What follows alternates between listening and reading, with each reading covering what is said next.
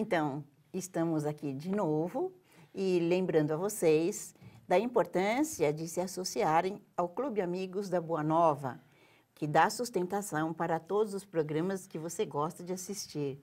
Ligue para 0800 12 18 38 e conversa lá com a turma e esteja junto conosco também neste clube.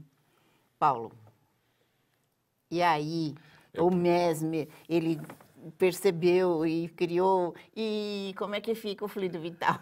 É o seguinte, na época de Mesmer, a ciência estava caminhando para entender o universo e a física da seguinte forma: tudo seria um vazio, um vácuo, um vazio.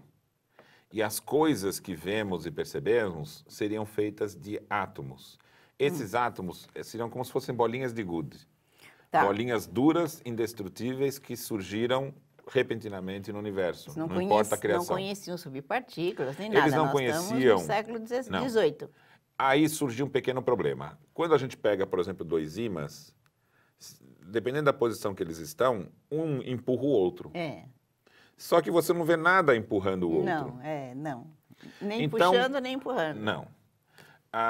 O que se pensava, então, era o seguinte: qual seria uma hipótese? É que ali em volta, como se sabe hoje, formaria-se um campo. Sim. Mas um campo de energia. Sim. Na época de Mesmer, o entendimento era o seguinte: não existe nada como se pensa hoje de energia. Algo que gere um esforço só existe nas bolinhas duras. Qualquer movimento, porque tudo seria um vazio. Olha que difícil. E qualquer movimento teria que ser causado por uma bolinha que bate na outra. Sim, movimento dos mecânico. átomos. Mecânico. Só existem movimentos mecânicos. Então não existe nenhuma força, nenhuma que não esteja presente nos átomos. Tá. Esse era o entendimento da época. Sim. Temos que saber como se pensava. Sim, importante, porque exatamente. A teoria foi criada em cima da ciência do tempo. Então, quando eles viam um ímã empurrando o outro, não podia ser só uma força, porque não se aceitava. Então teria que ter bolinhas que deram nome de uma substância que fossem átomos invisíveis, que estariam presentes, um campo deles, um grupo deles, um enxame desses átomos num ímã e um enxame no outro. Certo. Aí quando se aproxima um do outro, as bolinhas de um empurram do outro. Essa é a visão. Ou se aproxima. Então teria que ter enxame de bolinhas, mas não se vê essas bolinhas, então elas invisíveis. E elas também não tinham peso, então eles deram o nome de matéria imponderável. Certo. Nós vamos encontrar esse termo em Kardec. Sim. Matéria imponderável era como a física se referia à substância que eles criaram, que hoje a gente sabe que não existe, mas que sustentaria todas as ações que ocorreriam à distância. Sim, uma teoria para explicar, porque não tinham outra. Exato. Eu entendo que a ciência caminha assim, cria uma hipótese, uma teoria, e depois vai ver se é aquilo ou se não é. Só que eles tinham um impedimento, eles achavam, olha, nenhum movimento pode ser causado a não ser por um átomo. Então eles não imaginavam que houvesse qualquer força que existisse fora da matéria naqueles átomos. Então eles criaram o fluido elétrico para explicar a eletricidade, fluido luminoso para explicar a luz, fluido calórico para explicar o calor. Eles achavam que o calor era uma substância que saía do quente para a coisa fria. E criaram, para explicar os movimentos dos seres vivos, também substância que seria a causa do movimento.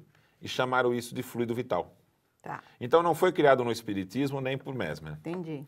Aí o que aconteceu? Mesmer percebeu que se a ação do passe magnético fosse por meio de um fluido que saísse de um e fosse para o outro, não explicaria a transmissão do pensamento. Isso mesmo. Porque ele era, inclusive, era músico, estudava física, e ele sabia que o som e a música ocorre porque existem as modulações das ondas do ar. Então Hoje você a consegue... gente sabe que são os átomos que colidem um com o outro, que empurra, existem estados de vibração, ondas. Mas em subpartículas atômicas, mas não o bolotinhas. fundamental, Cristina, para entender, é o seguinte: o fenômeno que Mesmer estava propondo eram de ondas. Certo. E sabia-se que havia ondas do ar.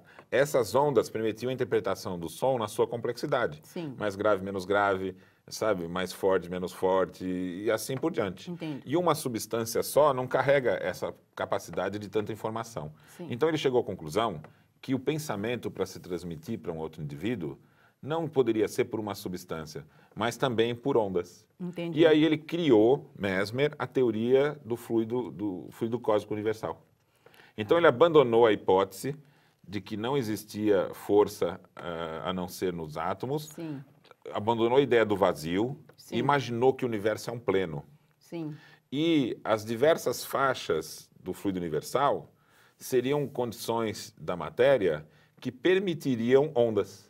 Porque a gente, quer dizer, quem não conhece isso, acha que foi Kardec que inventou Não, os espíritos. nem os espíritos. Que criaram A teoria do fluido universal foi criada por Mesmer para ser uma explicação que é oposta à física aceita, que era dos fluidos imponderáveis. E no caso, o Kardec, antes de ser Kardec, sabia disso. Ele era um magnetizador e estudou magnetizador, Mesmer e então. sabia disso. Então, Mesmer achava assim, as ondas podem ocorrer na água, as ondas podem ocorrer no ar, Sim. e aí é o som, as ondas ocorrem no éter, Sim. e aí é a luz, e os Sim. fenômenos todos da luz. Sim. E ele pensou, existem outras faixas de matéria, além desse que tem a luz, que permitem, por exemplo, que o nosso pensamento faça vibrar essa matéria e pode ser percebida por um outro indivíduo. Mas que visão interessante, Muito pensando interessante. que está no século XVIII.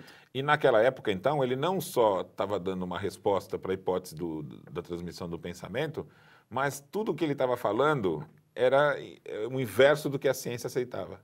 Porque a ciência aceitava fluido elétrico, fluido luminoso, fluido vital, Entendi. e ele propunha estados de vibração, ondas do fluido E universal. hoje também se pensa em campo, né? E Hoje ele anteviu isso. Isso. Então, o que a gente tem que saber? Que isso só foi se modificar depois do Espiritismo, Entendi. com a física moderna no século XX. Sim. Aí começou a se estudar a hipótese que tudo seriam ondas e que a energia se transmite por meio de ondas num pleno. Que é o que a ciência pensa hoje. Hoje é a física moderna. É. Agora, olha que interessante. Quando os magnetizadores do século XIX, antes do Espiritismo, foram dar continuidade à proposta de Mesmer, eles achavam que essa explicação que Mesmer deu estava muito fora do que a ciência aceitava. E começaram a escrever nos seus livros, então, La Fontaine e outros pensadores ali um pouquinho antes de Kardec, eles começaram a escrever livros dizendo assim, não é bem como Mesmer explicou, o que cura é um fluido vital que sai de um e vai para o outro. Agora para um pouquinho. Gente, existe ou não existe, né? Porque um fala que sim, outro fala que não, a gente vai descobrir daqui a pouco, porque vamos fazer um intervalinho.